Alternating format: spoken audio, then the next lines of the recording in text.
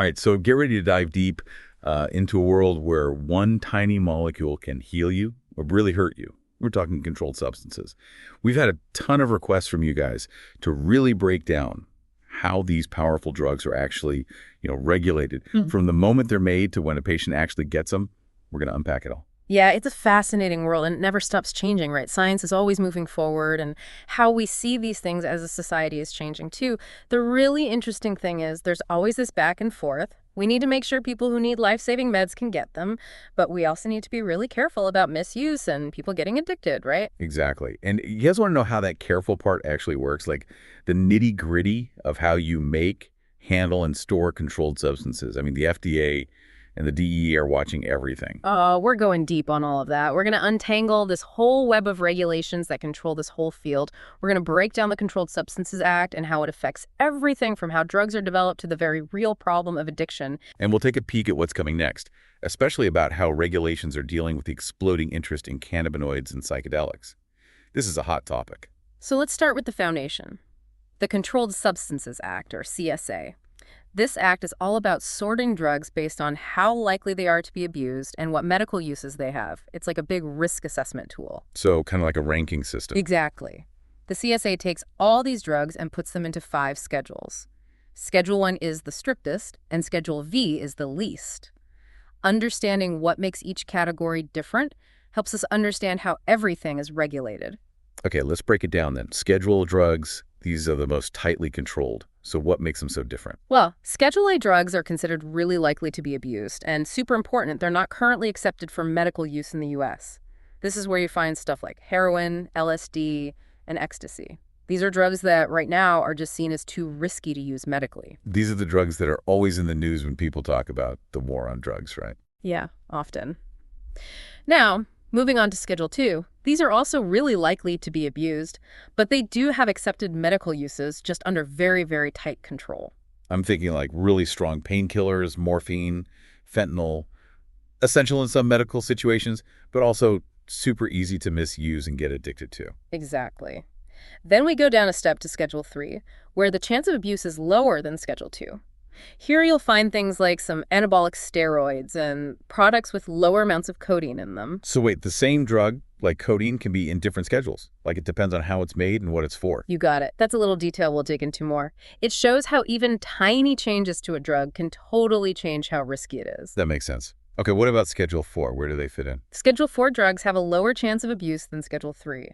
This is where you find meds like Xanax, Valium, and Ambien. They're still controlled, but they're thought to have a lower risk of addiction compared to the higher schedules. Ah, okay.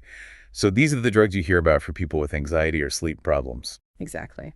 And last but not least, we have Schedule V. This is the least restrictive category. They usually have very small amounts of certain narcotics in them, like cough syrups with a little bit of codeine. Gotcha. So the further down the list of schedules you go, the less risky it is and the fewer rules there are. That's the general idea. Now that we have a basic handle on the schedules, let's talk about the big players who make sure everyone follows these rules. The FDA and DEA. Right, the FDA and the DEA. You always hear about them. Yeah. But it's hard to keep track of who does what. I get it. They're both involved in making sure drugs are used safely, but they focus on different things. Think of the FDA, the Food and Drug Administration, like the gatekeepers. They make sure drugs are safe and they work. So they're the ones who decide if a new drug is okay to sell. Exactly. They go over everything from the clinical trial results to how the drug is made. They want to make sure it actually does what it's supposed to do without hurting people. What about labels on the bottles and stuff? That's them too, right? Totally. The FDA checks to make sure those labels tell the truth about the risks and benefits. It's super important information for doctors and patients. Okay, that makes sense. So the FDA is like the watchdog, making sure drugs are safe and effective. So what does the DEA do? The DEA, the Drug Enforcement Administration, steps in after the FDA says a drug is okay. They're all about stopping diversion, which means making sure controlled substances don't end up in the wrong hands. So they're the ones busting people who are selling illegal drugs and all that. That's a big part of what they do, yeah. They enforce the law and make sure these powerful drugs are handled and given out responsibly. It's crazy how these two agencies work together. It's like some perfectly timed dance routine, and each one has a really important part to keep it all running smoothly. It really is. And you know what's interesting? Even some over-the-counter drugs, the kind you can buy without a prescription, they can still be watched by these agencies. Really? Even stuff you can just grab off the shelf at the drugstore? Yep. Think about acetaminophen. It's a really common pain reliever. It's in tons of over-the-counter products. Right, like Tylenol. Exactly. But it can also be used to make illegal drugs. So even though you can buy it easily, how it's made and sold is still controlled. Wow, so the rules cover way more than I thought. It has to. We're talking about stuff that can have huge effects, and the whole point is to keep things balanced. People need access to these drugs, but we also need to control them. Okay, so we've covered the Controlled Substances Act and what the FDA and DEA do. Now, let's get to what you guys really want to know about. How controlled substances are made, handled, and stored. This is the core of it. This is where it gets real. Imagine a place where they're working with these powerful compounds. The rules are unbelievably strict, and for good reason. Right, it's not like some regular factory making aspirin. Nope. These places are super secure. Every single gram, every little bit of liquid has to be accounted for. So they're doing everything they can to prevent anything from going wrong, like contamination, mixing things up, and especially stopping drugs from being stolen or sold illegally. Absolutely. Every single step, from when they make the drug to when it's sent out, is recorded and watched super tight security like Fort Knox, and attention to detail like some forensic accountant, you know. Wow, that sounds intense. So if you were working in one of these places, what kind of stuff would you have to deal with every day? Okay, picture this. You're walking into this building with like reinforced walls, alarms are everywhere, cameras everywhere. You go through tons of checkpoints, and each one you need special ID. Sounds a little scary. It is. Once you're in, every time a controlled substance moves, it's tracked and written down. Who touched it, when, why, and how much was used. Everything is recorded perfectly. So there's no room for mistakes at all. Basically. Even a tiny mistake can cause a big investigation and have serious consequences. And storing the drugs, that's got to be a big deal too, right? Oh, for sure. Controlled substances are kept in locked-up areas, super secure. They often need to be at specific temperatures and humidity levels. It's all about keeping the drugs safe and making sure no one can get to them who shouldn't. So it's like this high-stakes chess game where every move is planned to avoid any risk. I like that analogy. The point is to create a system where every bottle, every pill, is tracked from the moment it's made to the moment someone gets it. It's a chain of custody that's meant to be unbreakable. That's wild and a little intimidating. You know, you're dealing with things that can really help people, but they can also be super dangerous if they get into the wrong hands. Exactly. That's why these rules are so strict. It's all about finding that balance between helping people and keeping things under control. This has really got me thinking about all of the challenges these drug companies must face. I mean, keeping that level of control can't be easy, right? You're not wrong. It's really hard and complicated, and we're going to dig into all those details in the next part of our deep dive. All right, so we know that making these controlled substances is like a super serious operation with crazy security. But what are some of the real-world problems these companies run into when they're trying to keep everything locked down? Well, just think about it for a second.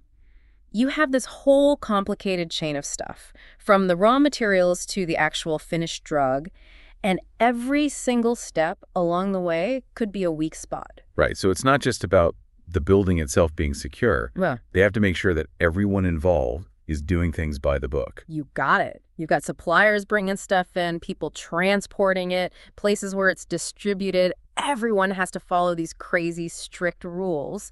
Keeping track of all that is a huge job. I bet they're also always worried about people trying to cheat the system, right? Oh, absolutely. We're not just talking about small-time stuff. Yeah. We're talking organized crime people who are really good at finding ways to break the rules and get what they want. So it's like a never-ending race between the good guys and the bad guys. Yeah. The regulators trying to stay ahead of the criminals. Yeah, kind of. The DEA is always changing up how they do things to fight new threats, and the drug companies have to keep up too. They're investing in all this new technology and security stuff to stay one step ahead. It makes you wonder if there have been any times when security's been breached or things went wrong, you know, big mistakes. Well, there have been some pretty big cases that show just how easy it is for the system to break down. Like what?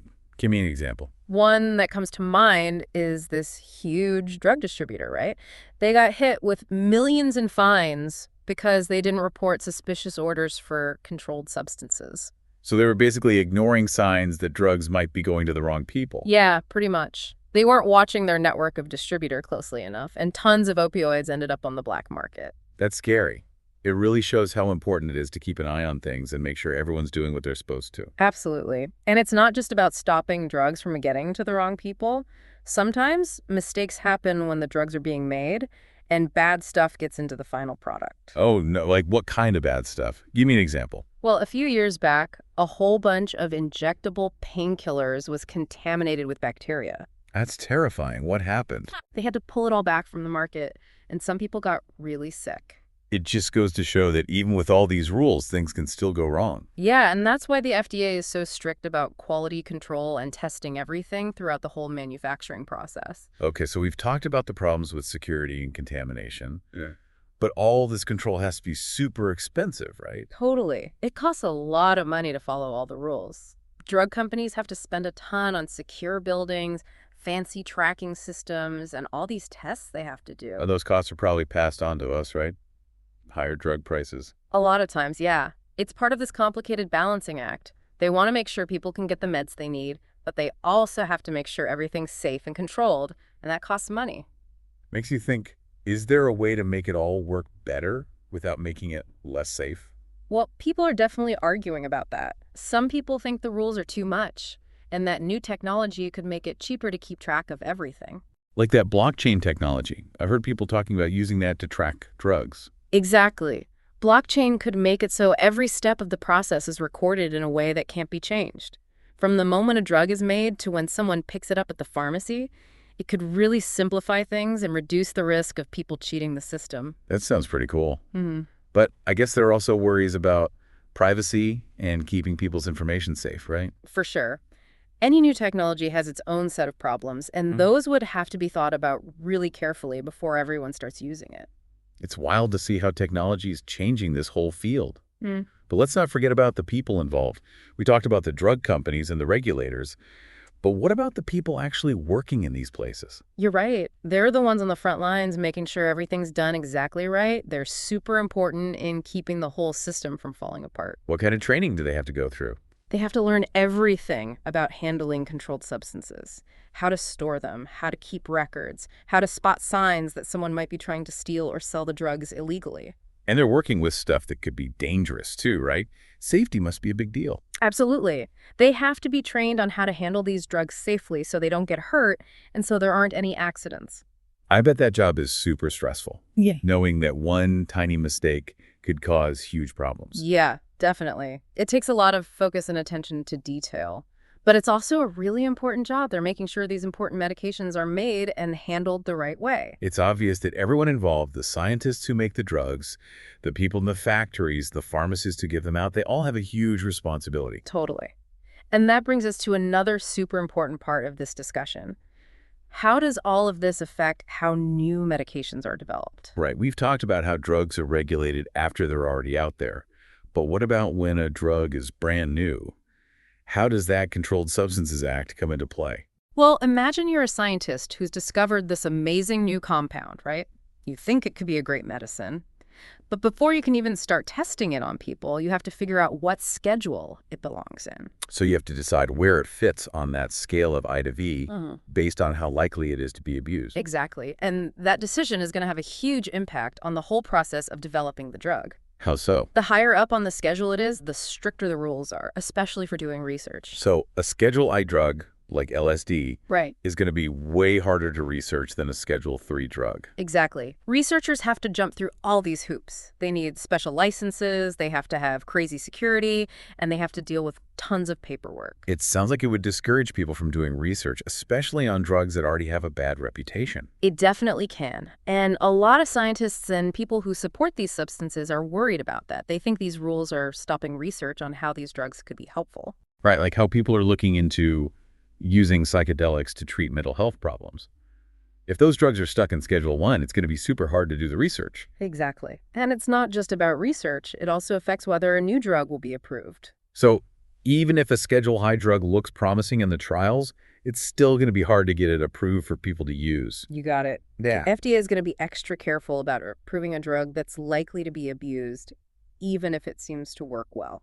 I get it. They have to think about public safety, but it's kind of a catch-22, right? If research is restricted, it's harder to get the proof you need to show a drug is safe and effective. And that makes it less likely to be approved. It's a tricky situation, and it's one of the biggest things people argue about when it comes to drug policy. Seems like we need to find a way to be careful, but also not block scientific progress. Absolutely. Finding that balance is super important. Yeah. And speaking of balance, let's talk about something that's a big challenge with controlled substances: addiction. Yeah, the big one. You can't talk about these drugs without talking about addiction. Definitely, addiction is a serious disease with awful consequences, and it's totally tied to this whole world of controlled substances. And how addictive a drug is one of the main things they look at when they're deciding what schedule it goes in, right? Exactly. The more likely it is to be abused and get people addicted, the higher up on the schedule it Oh, goes. so a Schedule II drug, like fentanyl, is way more addictive than a Schedule IV drug, like Xanax. You got it. And this is where being ethical is super important. What do you mean? Well, when you're dealing with drugs that can mess with how your brain feels pleasure, you have to be incredibly careful about how you research them, who you give them to, and how you make sure they're used safely. You have to protect people from getting hooked, right? Totally. And that's where doctors, nurses, and pharmacists have such a big role. So it's not just about the drugs themselves. It's about making sure the people who are prescribing and giving out these meds are making good decisions. For sure. They need to know how to spot the signs of addiction, understand the risks and benefits of different meds, and talk honestly with their patients about any concerns they might have. Sounds like a tightrope walk, trying to help people without causing more problems. It is. And it takes a lot of different things: education, awareness, and compassion. Right. Addiction is a disease, not something people choose. We have to treat it that way. Absolutely. And this leads us to a really interesting part of this whole conversation, and it's changing super fast. I'm talking about cannabinoids and psychedelics. Ah, yeah. These are the drugs you see all over the news lately. People are really interested in how they could be used in medicine. Totally. And they're making us rethink how we schedule and regulate drugs. Okay, let's start with cannabinoids. A lot of states have legalized them for medical use and even recreational use, but how does that work with the Controlled Substances Act? Well, that's where it gets kind of messy. Even though more and more states are saying it's okay, marijuana is still a Schedule I drug at the federal level. So it's legal in some states, but still illegal according to the federal government. How does that even work? It creates this tangled mess of laws and rules. Basically, the feds are kind of looking the other way in states that have legalized it, but they could still come in and enforce federal law if they wanted to. So it's like a legal gray area. Exactly. It's a really uncertain situation for businesses, researchers, and people who are using marijuana. Then what about using cannabinoids for medical reasons? There's more and more evidence that they could be helpful for things like chronic pain and epilepsy. Is it hard to do research because marijuana is Schedule I? Absolutely. All those rules make it almost impossible to do big, rigorous studies, which you need to prove that a drug is safe and effective. So even though tons of people are already using cannabis for medical reasons, it's still hard to get solid scientific proof. Exactly. That's one of the main reasons people want to reschedule marijuana. They say that moving it to a lower schedule would make it easier to do research and more people could get access to its medical benefits. That makes sense. Yeah. But I'm guessing some people don't like that idea. Of course. Some people are worried that it could lead to more abuse and addiction, especially among young people. And there's also the whole question of how to regulate something that's been considered so bad for so long. It's a complicated issue with no easy answers. Hmm. What about psychedelics? It seems like they're having a comeback. People are looking at them again as potential treatments for mental health problems. Yeah, they really are. Drugs like psilocybin and LSD that used to be just, counterculture things, they're now being studied in real clinical trials. They're looking at whether they can help with depression, anxiety, and addiction. So how are those drugs regulated? They're Schedule I right now, which means all the same restrictions as marijuana. Hmm. But there's a growing movement to reschedule them because the research is looking really promising. So things are changing for both cannabinoids and psychedelics. Definitely. We're seeing a total shift in how we think about these drugs. It's being driven by scientific curiosity, by people's attitudes changing, and by the fact that we desperately need new ways to treat all kinds of conditions. It's exciting, right? But it also seems like we need to be careful. Yeah, for sure. As we learn more about how these drugs could be helpful, we got to make sure we're doing it responsibly. We need to keep safety and ethics in mind, but also be open to the possibilities, So it's incredible how much things are changing when we talk about controlled substances, especially with all this new interest in cannabinoids and psychedelics. But as we learn more, what are some of the big things we really need to be thinking about? Well, one of the most important things is to, be level-headed about it. We can't get carried away. We need to recognize that these substances might have real benefits, But there are risks too, and we need to be smart about how we regulate them. Right, we can't just jump in without thinking, but we can't just shut it all down either. Exactly. We have to avoid going too far in either direction. So it's about finding that middle ground, encouraging new discoveries, but also keeping people safe. Exactly. And that means everyone needs to work together, scientists, people making laws, doctors, and everyday people too. Right. This isn't just a conversation for experts. It affects all of us. Absolutely. One of the toughest questions we have to deal with is how to balance what people want to do with what's good for society as a whole. That's a big one.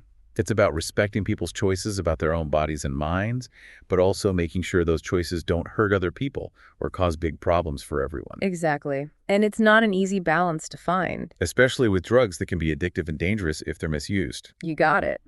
If we're going to use these substances for medical reasons, we have to be really careful about how we control them and make sure there are safety measures in place. So it's not just about making these drugs available. We have to create a system where the good outweighs the bad. Exactly. And that means having good education programs to prevent problems and making sure people can get treatment if they need it. Right, we have to look at the whole picture. For sure.